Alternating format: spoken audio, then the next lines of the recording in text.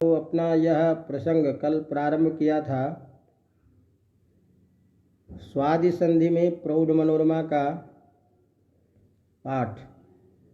प्रौढ़ मनोरमा नमस्कार नमस्कार विंध्याचल जी, विंध्याचल पांडे जी।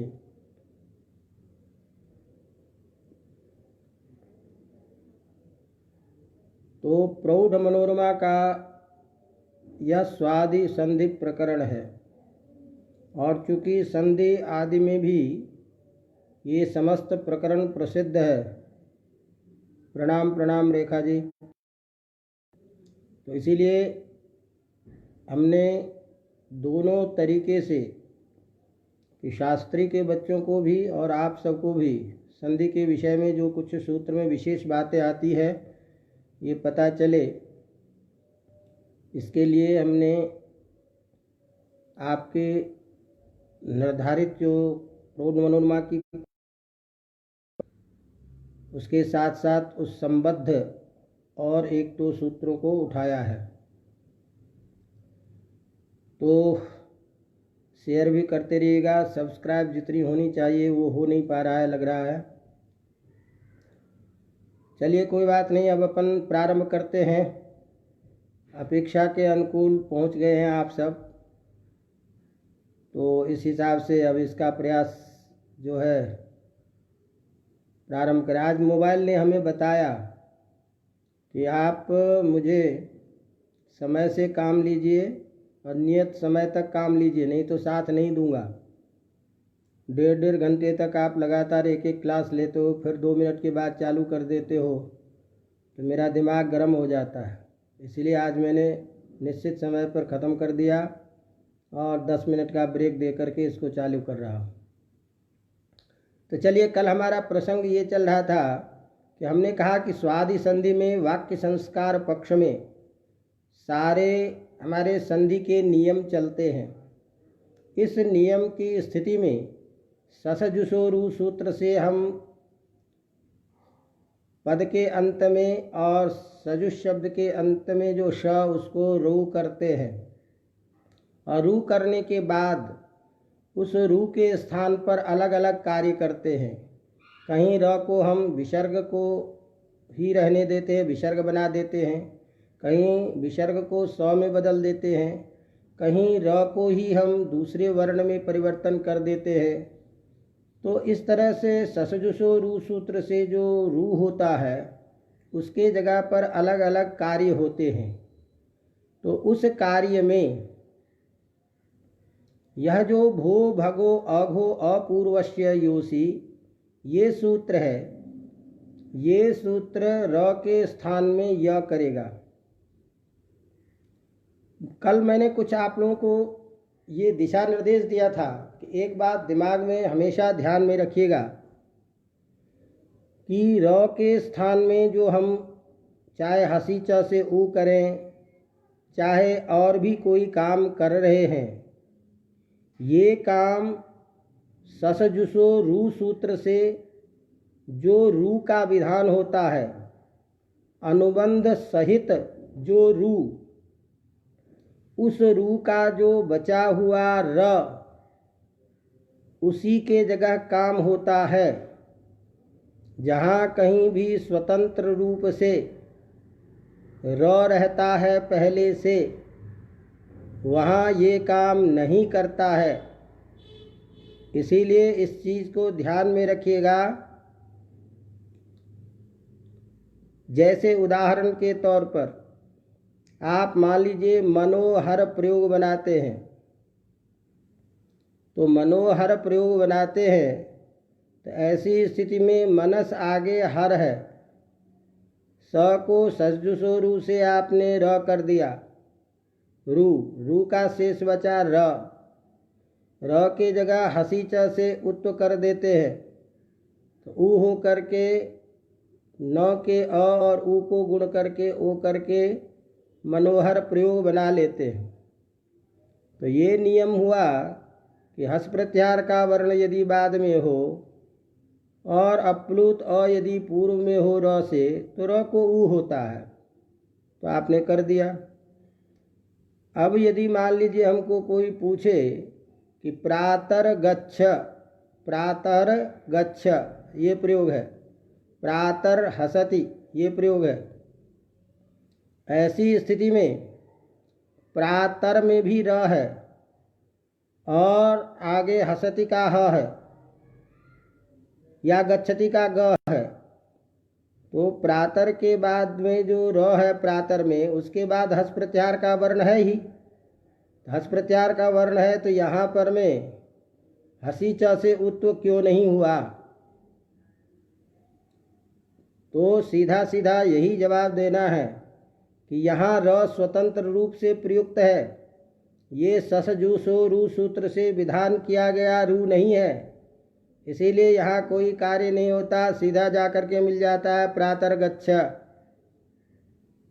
तो ये चीज़ पहले दिमाग में अच्छी तरह से तय हो, तभी जा कर के सारे नियम की संगति आपकी बैठेगी।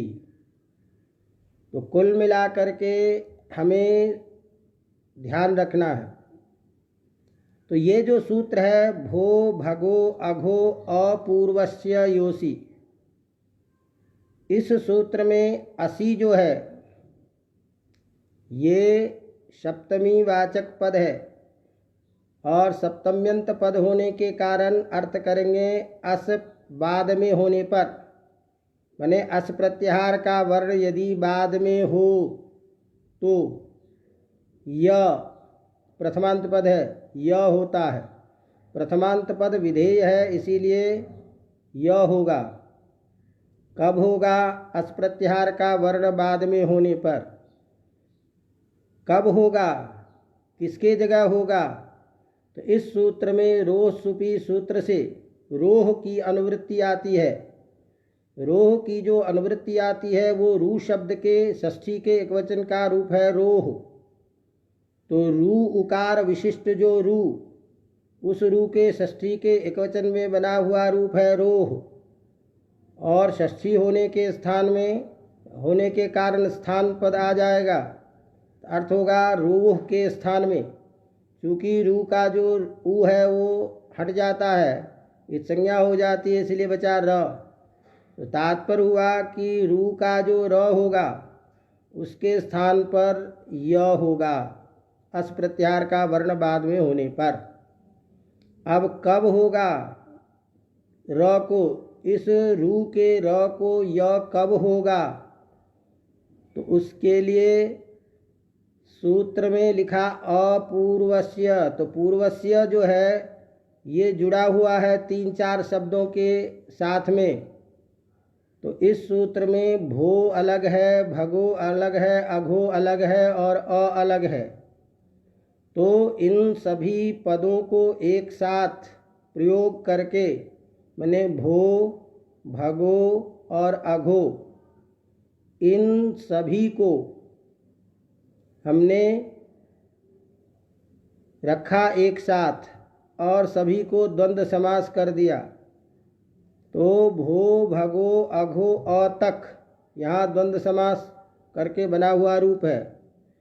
उसके बाद में पूर्वस्य ये शब्द है। तो पूर्वस्य जो है यह द्वंद्व समास के अंत में प्रयुक्त शब्द है। ये पूर्वस्य षष्ठी प्रयुक्त है, लेकिन पंचमी अर्थ में है, ये ध्यान रखने की जरूरत है। इसलिए अर्थ हो गया इससे पूर्व, एतत् पूर्वकस्य, अर्थात भो है पूर्व में जिसके, भगो है पूर्व में जिसके, अघो है पूर्व में जिसके, अ है पूर्व में जिसके, ऐसा जो र, उस र के स्थान में हम य आदेश करेंगे अस प्रत्याहार का वर्ण बाद में होने पर। ये सूत्र का सीधा सीधा अर्थ निकला, अर्थात इसी बात को वृत्ति में लिख रहा है। एतत् पूर्वकस्य, माने ये है पूर्व में जिसके, जिसके पूर्व में, जिसके से किसको पकड़ेंगे? र को, अर्थात जिस र के पूर्व में भो हो, भगो हो, अघो हो और अ हो, तो इन सभी के पूर्व में रहने पर जो रू का र उस स्थान में य होता है, अस प्रत्याहार का वर्ण बाद में होने पर। ये सूत्र का अर्थ आया। अब जरा यहाँ स्वयं थोड़ी सी दिमाग लगाने की बात है कि आपने कहा कि इस र से पूर्व ये चीज़ होना चाहिए, तो र से पूर्व जब होगा तो इसका मतलब भो पूर्व में रहेगा और र रहेगा, तो मान लीजिए क्या बना, भोर, भोर बना। तो भो र जब रहेगा तभी र पूर्वक भो बनेगा। समझ में आ रही बात? र पूर्व में रहेगा ऐसा जो अघो, इसका मतलब अघोर, ये स्थिति रहेगी। भगो में भी वही बात होगी। तो इससे एक बात तो ये निकल के आ रही है कि भोर होना चाहिए, भगोर होना चाहिए, अघोर होना चाहिए और अ होना चाहिए पूर्व में। अब ध्यान दीजिए, तो इसका मतलब यहाँ सीधा सीधा अपेक्षा ये है कि भो के साथ में र प्रयुक्त रहे जहाँ पर, वो करेगा। अब यहाँ सूत्र में भोस या भगोस या भगोर, भगोर या भोर ऐसा कुछ नहीं लिखा है। कह रहा है र पूर्व में है जिसके, ऐसा ही, केवल इतना ही कहता है।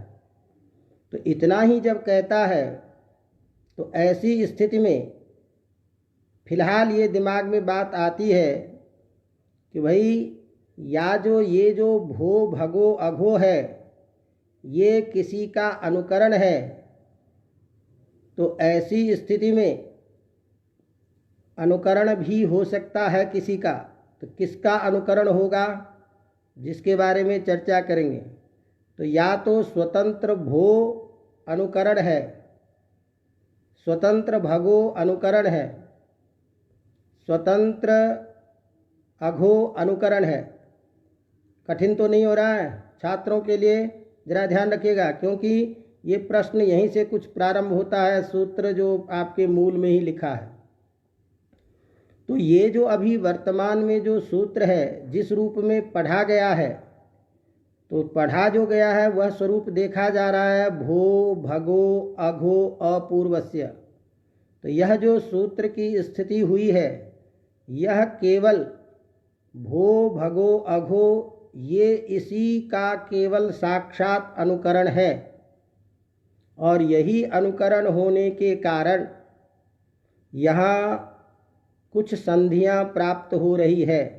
जैसे भगो के बाद अघो है, तो भगो में ओ है और अघो में अ है, तो एंगह पदांता दति, इस सूत्र से यहाँ पूर्व रूप होना चाहिए। जैसे विष्णु धन अव, तो विष्णु में ओ है, आगे अ है, एंगह पदांता दति, इस सूत्र से पूर्व रूप हो जाता है। तो पूर्व रूप हो करके विष्णु व प्रयोग बनता है। बिल्कुल ठीक इसी तरह यहाँ स्थिति बन रही है भगो प्लस अघो। तो भगो में ओ है, आगे अ है, एंगह पदांता दति, इस सूत्र से पूर्व रूप होना चाहिए।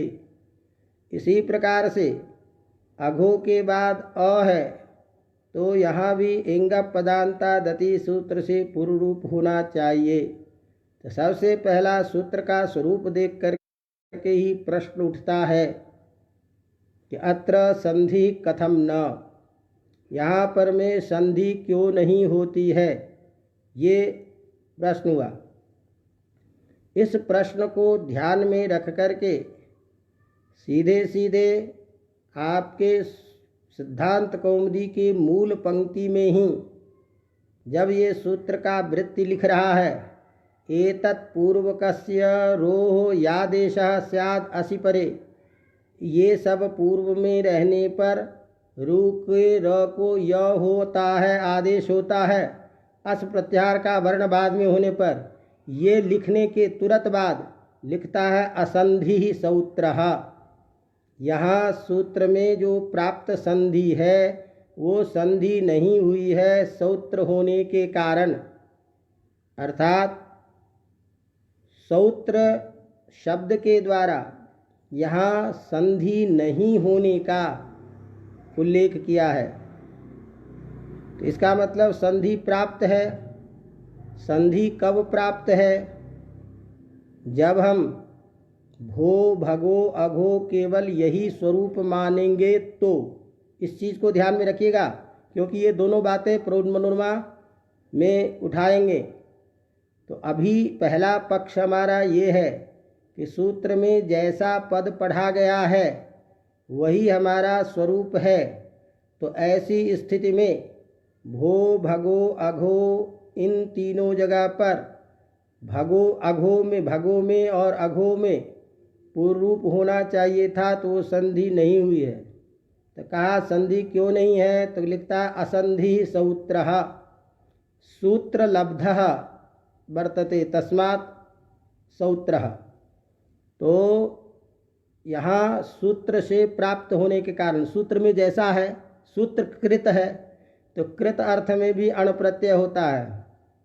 तो सूत्र में किया गया है इसीलिए, सूत्र में प्राप्त हो रहा है इसीलिए। तो इस अर्थ को बताने के लिए तद्धित पे प्रत्यय आता है, और वो प्रत्यय है कृतलब्ध क्रीत कुशलाः। कृतलब्ध क्रीत कुशलाः इस वार्तिक से क्रीत अर्थ में, लब्ध अर्थ में अणादि प्रत्यय होता है। इसीलिए सूत्र कृत होने के कारण, सूत्र में ऐसा ही स्वरूप बताया गया है, इसके कारण यहाँ संधि नहीं करते हैं। ये सीधा सीधा प्रश्न हुआ। इस चीज़ को ध्यान में रख करके लिखता है वृत्ति में असंधि शौत्रः इति। अब यहाँ इस चीज़ से प्रौढ़ मनोरमा की पंक्ति को चर्चा करने के लिए मैं चाहता हूँ कि एक बार जो ये स्वरूप का सीधा सीधा है, इस अर्थ की दृष्टि से इस प्रयोग को भी देख ले, तो फिर अपन चर्चा करें तो अच्छा रहेगा समझने में। तो सूत्र ने तय कर दिया कि जैसा भी हो।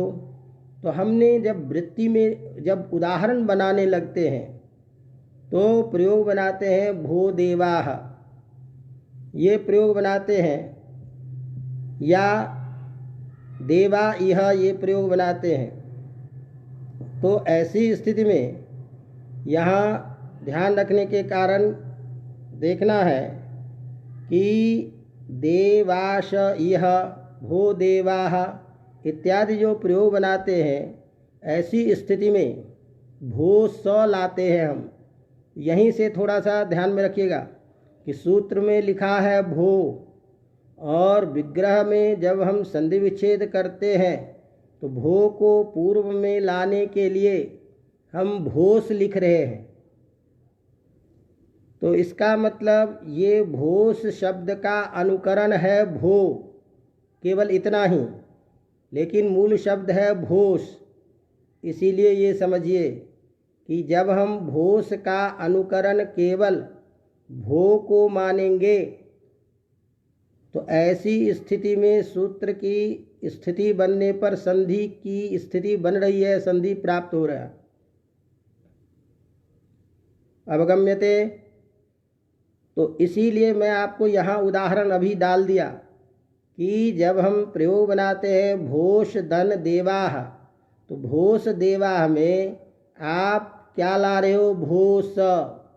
इस स के स्थान पर रू कर देते हैं सजसो रू से, तो रू का बच गया र, तो बन गया भोर, आगे देवाः इत्यादि। अब इस र को हमको य करना है, तो अभी हम तत्काल कर लेते हैं, जैसे लघु सिद्धांत कौमुदी आदि में पढ़ते हैं। तो यहाँ र के स्थान में हमने य कर दिया, और य का फिर हम कर देते हैं लोप। तो लोप कर देते हैं, तो लोप करने के लिए हमारे पास दो सूत्र है। तो दो सूत्र है, तो ध्यान में रखिएगा कि एक तो हमारे पास हलि सर्वेशाम भी है, हल परे रहने पर लोप कर देता है। एक लोपा साकल्यस्य भी है, अस्परे रहने पर करता है।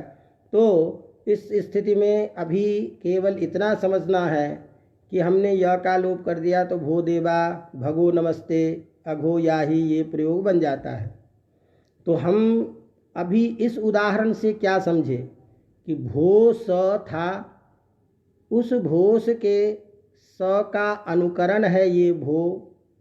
तो जब केवल भो अनुकरण मानेंगे, उस पक्ष में संधि प्राप्त है, वो संधि क्यों नहीं हुई? इसका उत्तर दिया असंधि सौत्रः। यदि मान लीजिए हम इस भो को शांत ही प्रयोग मानेंगे, भोस मानेंगे, इसी तरह से यदि हम इसको रांत मानेंगे, भो र मानेंगे, तो भो स भगो स अघो स यही सूत्र का स्वरूप है। और इस स्वरूप होने के कारण यहाँ संधि की संभावना ही नहीं है। संधि नहीं होना ही न्याय्य है, क्योंकि सूत्र में अब भो नहीं है, भोस है। सूत्र में या तो सकारांत है भोस या सकारांत है भोर। क्यों कि भो के बाद में भोस के बाद में जब आप भगो लिखते हो तो स को र कर दीजिए, र को य कर दीजिए, य को लोप कर दीजिए। तो य को लोप कर देंगे तो भो भगो यही बना। अघो के बाद में जो य था उसका लोप हो गया। तो अब यहाँ प्रश्न हुआ कि यहाँ जो संधि थी वो कहाँ क्यों नहीं हुई? तो इसलिए संधि नहीं हुई कि यहाँ य का लोप असिद्ध हो जाएगा। य का लोप जो हुआ है वो असिद्ध हो जाएगा। किसके नज़र में? एंगः पदान्तादति इस सूत्र के नज़र में। तो असिद्ध जब हो गया तो यहाँ य दिखेगा एंगः पदान्तादति को, और जब य दिखेगा तो पूर्व रूप की कोई संभावना नहीं है। तस्मात् असंधि अत्र न्याय्य एव। संधि जो यहाँ नहीं है ये ठीक ही नहीं है, प्राप्त ही नहीं है, तो संधि होने का प्रश्न कहाँ से आया? तो उस पक्ष में असंधि सौत्रः ये कहना ठीक नहीं होगा। बात समझ में आ रही? दो पक्ष, क्योंकि ये सूत्र में थोड़ा सा अर्थबोध में हमको अच्छी तरह समझना चाहिए कि प्रथम सूत्र की प्रथम ही पंक्ति है। तो ये यदि इस सूत्र में हम भोस ही माने, डायरेक्ट पढ़ा हुआ है, भगोस ही पढ़ा हुआ है, लेकिन संधि हो करके य करके स को र, र को य करके य का लोप हो चुका है। तो लोप होने के बाद अब पुनः संधि प्राप्त नहीं होती है। उदाहरण से समझिए, जैसे हम प्रयोग बनाते हैं हरे धन इह। हरे धन इह, इस स्थिति में हरे के बाद इह है।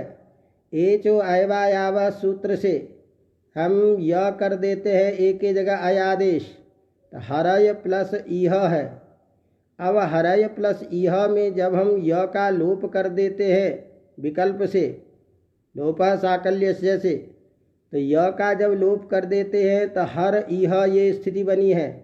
विकल्प पक्ष में हर इह बना है, तो हमें हर इह के पक्ष में कुछ नहीं कहना है, वो तो जैसा है वैसा रहेगा।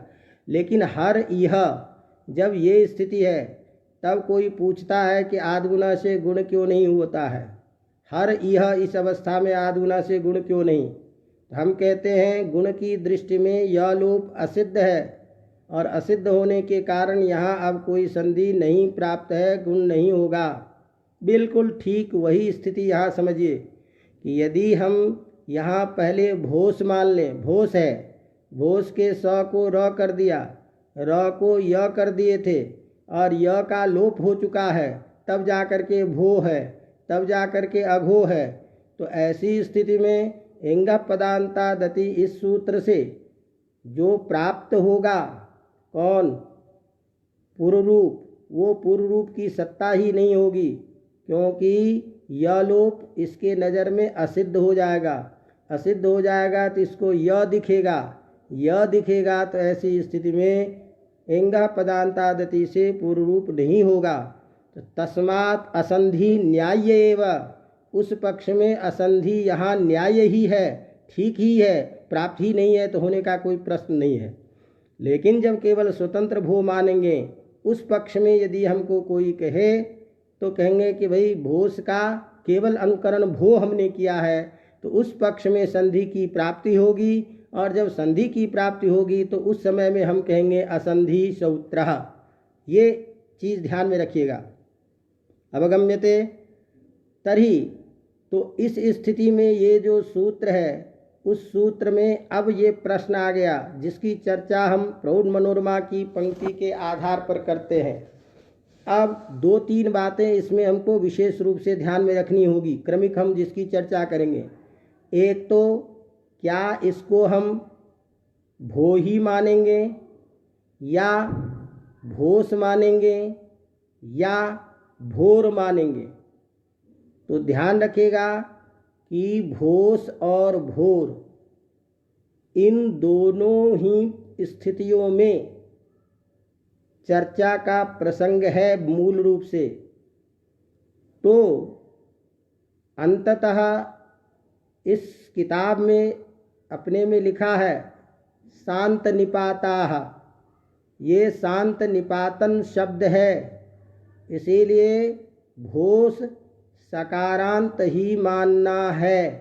ये सीधा है कि शांत निपाताः, ये कहने से शांत घोष शब्द है यहाँ, शांत अघोष शब्द है यहाँ, शांत भगोष पद है। अवगम्यते, इस पे जरूर टीका टिप्पणी होगी। और शास्त्रकारों में ये मत आया है कि शांत मानना ठीक नहीं है, इसको रेफांत मानिए, रेफांत भोर अनुकरण मानिए, भोर शब्द मानिए, क्योंकि शांत मानने पर कई जगह दोष की संभावना हो सकती है, इसीलिए इसको भोस यह शांत मानना ठीक नहीं है, भोर ये मानना ठीक है। तो नवीन जो लोग वैयाकरण हैं वो लोग भोर ये निपातन यहाँ मानते हैं, नागेश भट्टादि। तो इसलिए ये मोटी मोटी बातें थी जिसके आधार पर प्रौढ़ मनोरमा की पंक्ति को आपको लगाने हैं। दूसरी बात, एक जो मुख्य प्रश्न है, इस सूत्र में अस ग्रहण क्यों किए, अस ग्रहण नहीं करते तो क्या समस्या होगी। तो जवाब दिया कि अस ग्रहण नहीं करेंगे तो ऐसी स्थिति में देवाः सन्ति, इस प्रयोग में भी दिक्कत आती। तो देवाः सन्ति इस प्रयोग में विसर्ग के जगह पर में भी य की संभावना है, इसीलिए यहाँ अस ग्रहण करना आवश्यक है। तो ये जो 2 बातें हैं कि देवाः सन्ति में अस ग्रहण का जो प्रयोजन दिया उसको थोड़ा सा ढंग से समझना है अपने को।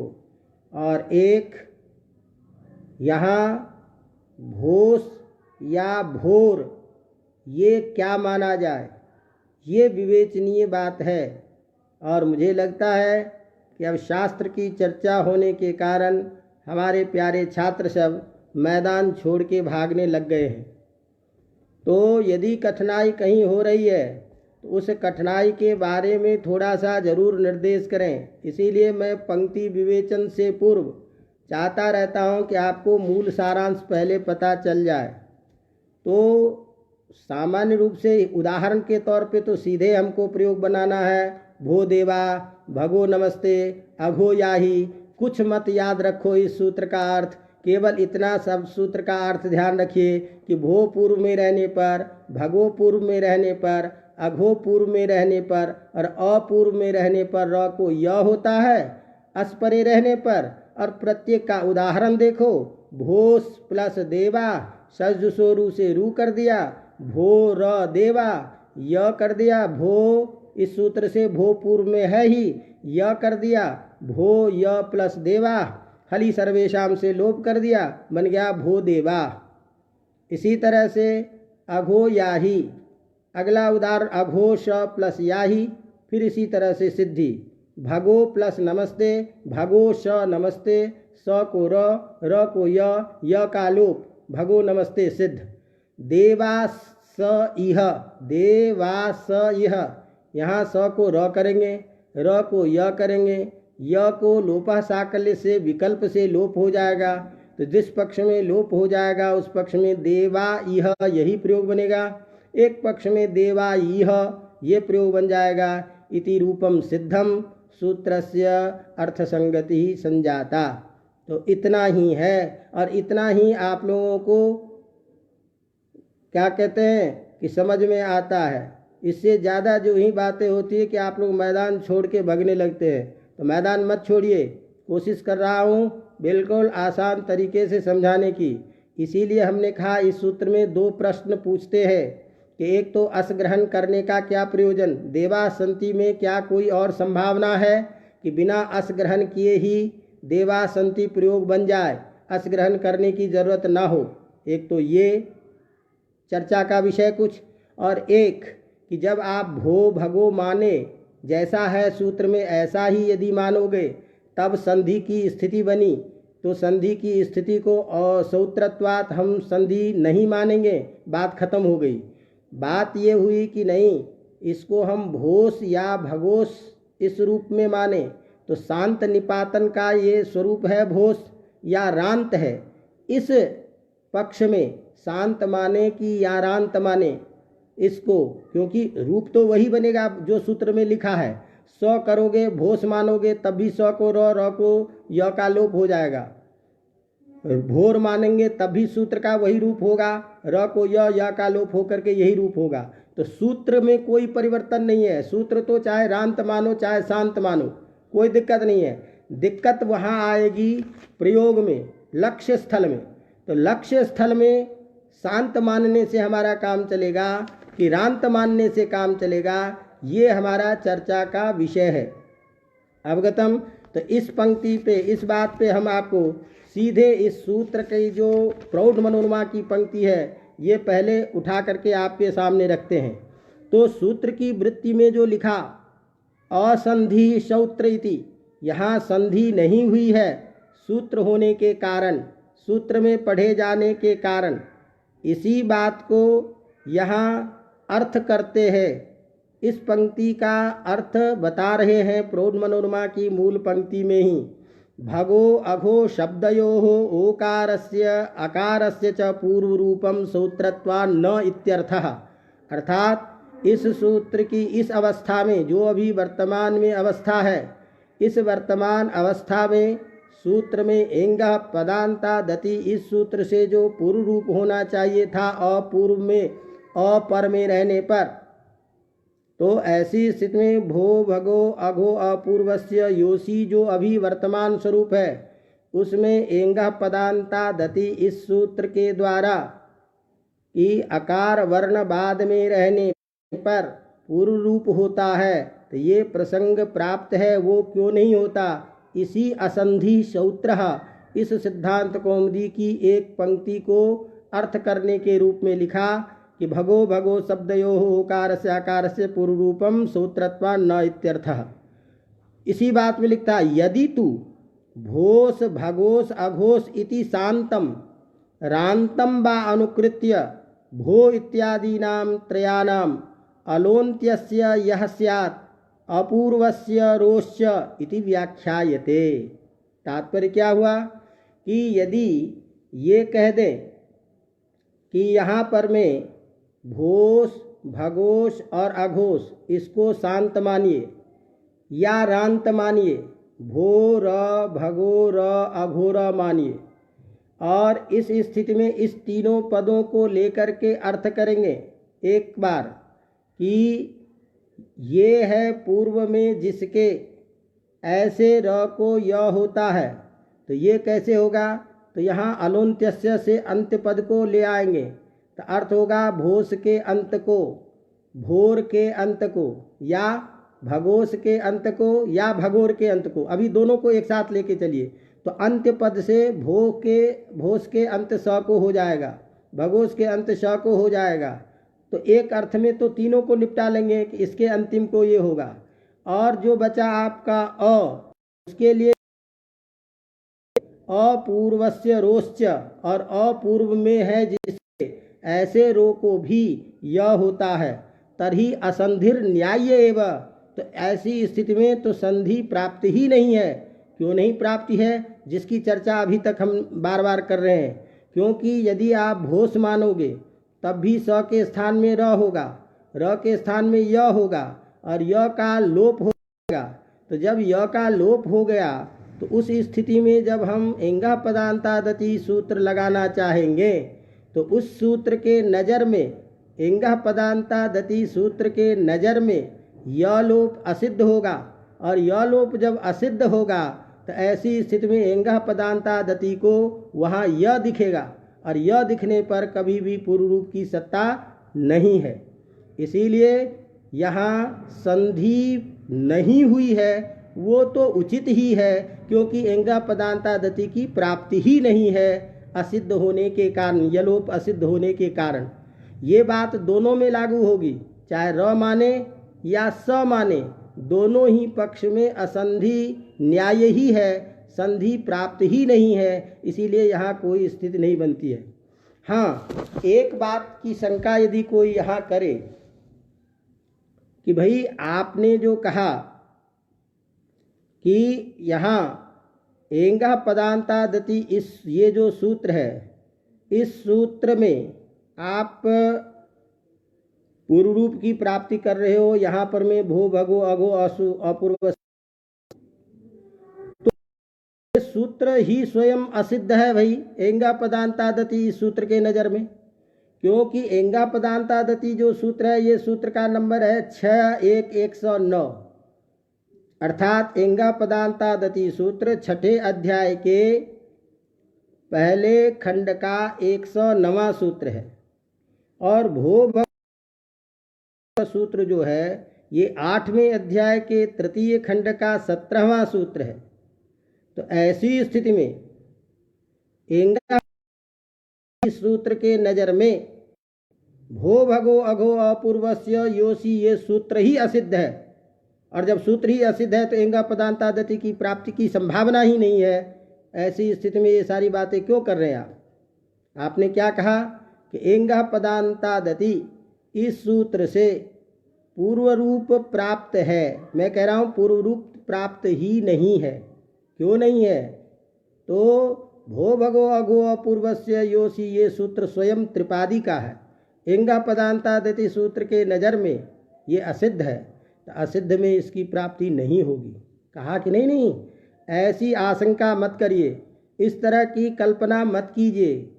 क्यों कि आप ये ध्यान रखिए कि असिद्ध का विधान वहाँ होता है पूर्वत्रा सिद्धम सूत्र से, जहाँ दो शास्त्रों का परस्पर एक जगह प्राप्ति हो और उसमें पूर्व पर हो, माने एक लक्ष्य में जहाँ दो शास्त्र की प्रवृत्ति होती हो और उस शास्त्र की प्रवृत्ति में दूसरे का पूर्वत्व परत्व मान करके असिद्ध विधान करते हैं। यहाँ जिस सूत्र में हम प्राप्त कराना चाह रहे हैं एंगा पदांतादति का, भो भगो अघो अपूर्वस्य योसी, इस सूत्र में ये सूत्र लक्ष्य स्थल ही है, यहीं हमको काम करना है।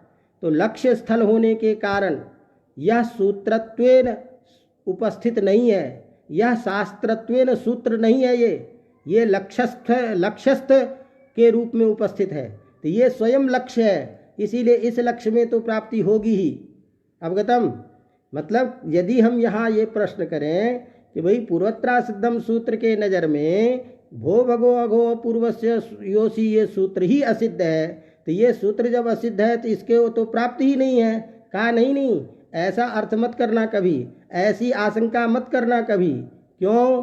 क्योंकि पूर्वत्रा सिद्धम जो सूत्र है, ये सूत्र तो वहाँ लगता है कि जहाँ दो शास्त्र एक जगह प्रवृत्त होता हो।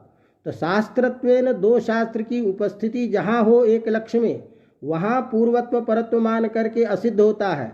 यहाँ जो भो भगो अपूर्वस्य योसी जो सूत्र है, ये शास्त्रत्वेन उपस्थित नहीं है, लक्ष्यस्थत्वेन उपस्थित है, स्वयं लक्ष्य है, स्वयं इसी को काम होना है। इसीलिए यहाँ पूर्वत्रा सिद्धम सूत्र की इस रूप में प्रवृत्ति नहीं होगी। इंग पदांतादति ये सूत्र तो प्राप्त होगा ही, और प्राप्त होगा तो उसको पूर्व रूप की प्राप्ति है ही। अवगतम। तो इस तरह से ये कहना है कि यदि तो एक पक्ष में संधि की इंग पदांतादति की स्थिति प्राप्त है ही, तो उस पक्ष में हमको असंधि सूत्र कहना उचित है। लेकिन प्रौढ़ मनोरमा की पंक्ति कह रहे हैं आगे हट करके कि यदि इसको भोस आप शांत मानो, भगोस अघोष ये शांत मानो या रांत मानो, तो इसका जब अनुकरण करेंगे तो ऐसे अनुकरण होने पर एक तो अनुन्त्यस्य से अंत की उपस्थिति हो करके अर्थ करेगा भोस का जो अंत स, भगोस का जो अंत स, अघोष का जो अंत स, उस स के स्थान में जो रू, उस र को य होता है अस्परे रहने पर। ऐसी स्थिति में यही मानना ठीक होगा। अब यहाँ प्रश्न हुआ कि यदि आप शांत कहते हैं तो शांत कह दीजिए, शांत से ही काम चल जाएगा। दूसरा विकल्प आपने क्या कहा? रांत। दूसरा विभक्ति क्या कहा? रांत। तो अब ये रांत कहने का क्या मतलब हो गया? दो विकल्प आपने क्यों उठा के रखा? शांत ही कह देते। तो कहा कि नहीं, शांत यदि कहते तो ऐसी शांति कहने पर समस्या आ सकती है, इसीलिए इसको शांत न मान करके रांत मानना ही ठीक है। कहा क्यों? तो पहले तो प्रौढ़ मनोरमा की पंक्ति को इस रूप में समझिए, शांतम रांतम वा युक्तम चेतत। ये आपका कहना बिल्कुल ठीक है। बिल्कुल ठीक ये है कि हाँ, यदि शांत या रांत मानेंगे तो संधि की प्राप्ति ही नहीं है। इसीलिए ये कहना आपका तो बिल्कुल ठीक है। दोनों में से ये यदि हम मान लेते हैं तो ऐसे मानने में शांत या रांत यदि इसको अनुकरण कर लेते हैं तो संधि की प्राप्ति नहीं है, तो असंधि न्याय ही है। ये कह करके प्रौढ़ मनोरमा की पंक्ति में लिख रहे हैं युक्तम चेतन। ये बिल्कुल ठीक बात है। अब प्रश्न है हमारा कि शांत माने कि रांत माने। तो कहते हैं कि देखिए, यदि शांत मानते हैं तो शांत मानने पर एक दिक्कत आएगी कि बहुत सारे ऐसे प्रयोग बनते हैं। जैसे उदाहरण के लिए प्रयोग बनता है विभोरिदम, सुप्रभगोरिदम। ध्यान दीजिए, विभोरिदम, रघोरिदम, सुप्रभगोरिदम, ये प्रयोग बनता है। तो यदि हम शांत इसको मानेंगे तो ध्यान दीजिए, विभू शब्द है। इस विभू शब्द के सप्तमी के एकवचन, वो षष्ठी के एकवचन में विभोष ngस प्रत्यय करके विभोष आगे इदम है। तो विभोष आगे इदम है। इस स्थिति में स को हमने क्या कर दिया? र। तो र जब कर दिया तो विभोर प्लस इदम है। अब इस स्थिति में आप ध्यान दीजिए कि यदि हम इसको शांत माने, ध्यान दीजिएगा यहीं से प्रारंभ हो रहा है कि यदि हम इसको शांत माने तो विभोरिदम और रघोरिदम, सुप्रभगोरिदम, ये जो तीन उदाहरण है इसमें भी य होने लगेगा। समझ में आ रही बात? कहा क्यों यो होने लगेगा, ये ध्यान दीजिए। तो उसके लिए कहते हैं कि यहाँ ध्यान देना ये है कि एक वार्तिक है, विभाषा भवत भगवत, विभाषा भवत भगवत। तो ये वार्तिक है, पूरा वार्तिक है, विभाषा भवत भगवता मोच्चावस्य। ये वार्तिक कहता है कि इस वार्तिक का तात्पर्य है कि यदि भवत शब्द हो, यदि भगवत शब्द हो और अघवत शब्द है, इसके अंत के स्थान पर र होता है।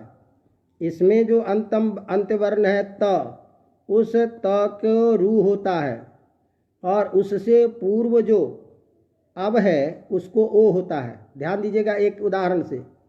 एक जो विभो प्रयोग बनता है उस प्रयोग की स्थिति की सिद्धि के लिए बता रहे हैं कि एक वार्तिक है भवत विभाषा माने विकल्प से भवत भागवत घवतामुच्चावस्य। तो ये सूत्र क्या, ये वार्तिक क्या करेगा कि भवत शब्द, भगवत शब्द और अघवत शब्द के अंत के त जो है उस त के स्थान में रू होता है, और उस त से पूर्व जो अब है उसको ओकार आदेश करता है। तो यहाँ भगवत शब्द जो था उसको त को कर दिया रू, र हो गया। अब रू होने के बाद जो उसके पहले ओ है उसको हमने कर दिया ओ र। तो क्या बन गया प्रयोग, भोर, ये स्थिति बन गया। अब बी उपसर्ग में लगा करके हमने क्या, विभोरिदम। तो अब स्थिति हमारे पास में है विभोर आगे इदम। तो विभोर इदम ये जो प्रयोग है, इस प्रयोग की सिद्धि इसी तरह से सुप्रभगो, सुप्रभा गौर यस्य, इस अर्थ में सुप्रभव गु ये प्रयोग बना। उसी के षष्ठी के एक वचन में सुप्रभगो इदम ये प्रयोग बनता है। इसी तरह से रघोरिदम, अघो इदम ये प्रयोग है। तो इस स्थिति में अघ समझिएगा यहाँ। तो इस स्थिति में यहाँ पर में जो ओर है भोर में, तो भोर ये क्या है, रांत है। भोर क्या है, ये रांत है। अब इस रांत होने के कारण इस स्थिति में इस र को भी विभोष, इसको शांत जो स, उस शांत स के स्थान में जो र है उस र के स्थान में भी हम क्या कर लेंगे, य की प्राप्ति हो जाएगी। तो ऐसी स्थिति में विभोरिदम इत्यादि प्रयोग नहीं बनेगा। इस स्थिति में इसके प्रयोग की सिद्धि करने के लिए हमें इसे रांत ही प्रयोग मानना चाहिए, रांत का अनुकरण। अब रांत का अनुकरण मानने से क्या होगा, इसको अनुकरण नहीं माना जाएगा। तो पहले हम पंक्ति पे आ जाएं। उसी बात को लिखते हैं प्रोन्वनुमा में, युक्तम चेतत अन्यथा विभोरिदम सुप्रभा गौरस्य स सुप्रभव गुः तस्य सुप्रभव गोः इदम रघोरिदम इत्यत्रापि यत्वापत्तेः। ऐसे जगह पर में भी यत्व की आपत्ति होने लग जाएगी।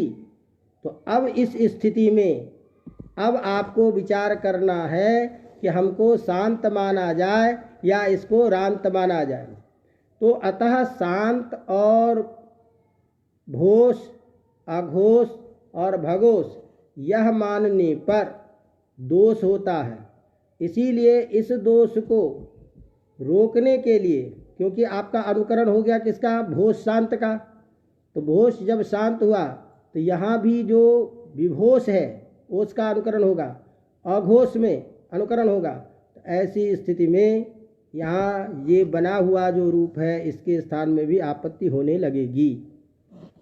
इसलिए इसको शांत मानना चाहिए। ये पक्ष उठा करके पहले पूर्व पक्ष की स्थापना की, लेकिन उसके लिए कह रहे हैं कि नहीं, इसके लिए शांत मानने की ज़रूरत नहीं है।